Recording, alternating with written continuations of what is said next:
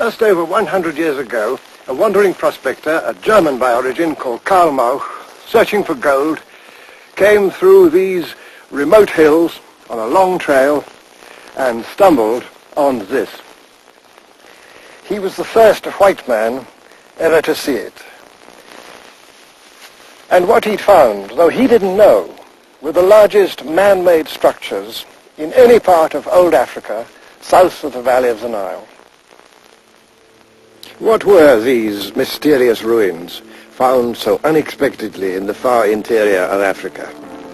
About the ancient history of the black peoples, nothing was remembered in the outside world or even known. Today, at last, we're beginning to learn. We know now that these great buildings stood at the heart of a powerful black kingdom. Within these almost overwhelming walls, the kings lived in royal seclusion, adding to their mystery according to the nature of kings. Invested with a religious as well as a temporal power, they were believed to embody the whole welfare of their people. A stone-built city in the heart of Africa, and yet the white people who first saw it were so blinded by their prejudices that they could not believe the evidence of their own eyes. Rather than face the possibility that Africans might have a history of their own, they fabricated exotic explanations and imagined fantastic rites in honor of faraway monarchs like King Solomon and the Queen of Sheba.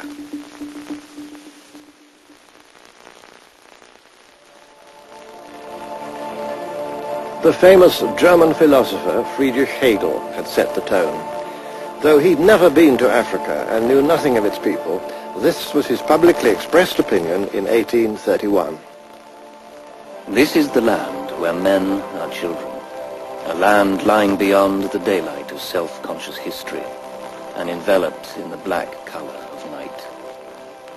At this point, let us forget Africa, not to mention it again, for Africa is no historical part of the world.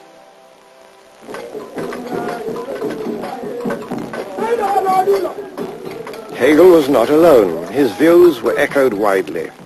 An English explorer who did know Africa and had studied some of its customs and languages, Richard Burton, had this to say. The study of the Negro is the study of man's rudimental mind. He would appear rather a degeneracy from the civilized man than a savage rising to the first step, were it not for his total incapacity for improvement. He has not the ring of the true metal. There is no rich nature for education to cultivate. He seems to belong to one of those childish races, never rising to man's estate, who fall like worn-out links from the great chain of animated nature. Another famous explorer, Samuel Baker, who passed through this very district in his search for the source of the Nile, wrote in his memoirs, Human nature, viewed in its crudest state as seen amongst African savages, is quite on the level with that of the brute, and not to be compared with the noble character of the dog. There is neither gratitude, pity, love, or self-denial, no idea of duty, no religion, nothing but covetousness, ingratitude, selfishness, and cruelty.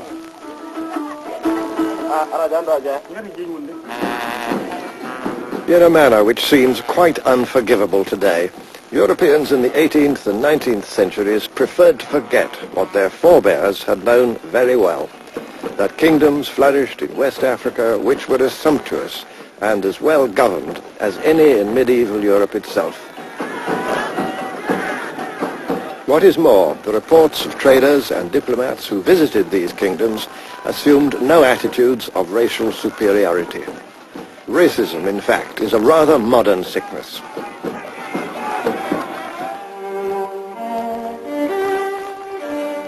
Nothing more clearly illustrates the change that was to come than the European art of the Renaissance, and earlier still.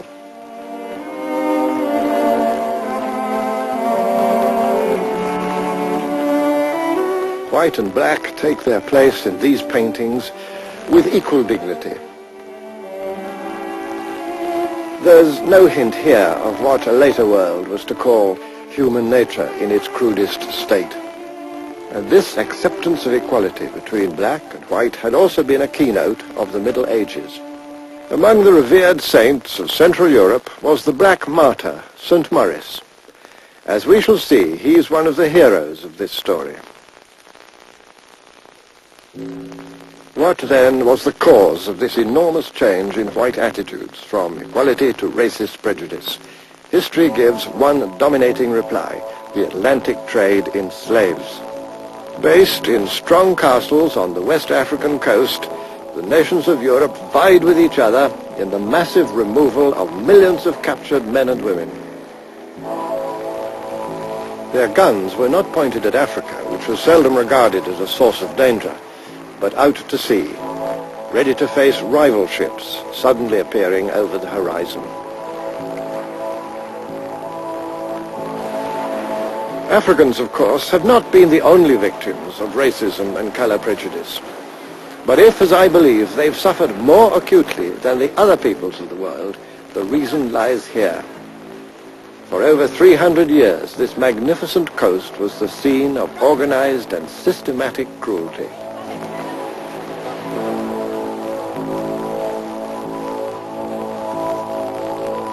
Year after year, black people were dragged from their homes into the white man's world of misery and degradation.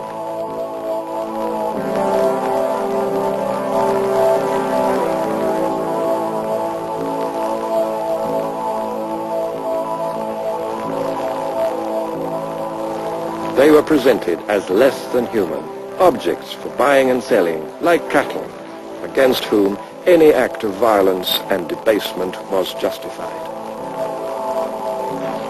Wherever the slave trade spread its ruin, the stability and fabric of African life were destroyed. But something else was also destroyed, and that was the mutual respect which had previously existed between white and black.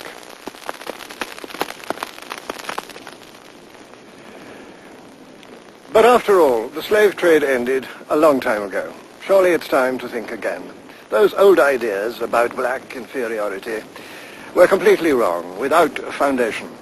As it happens, modern science has given us a vast fund of new and reliable knowledge which shows that the black peoples do indeed have a history of their own, as rich and strange, as long and sometimes surprising as any major branch of the human family.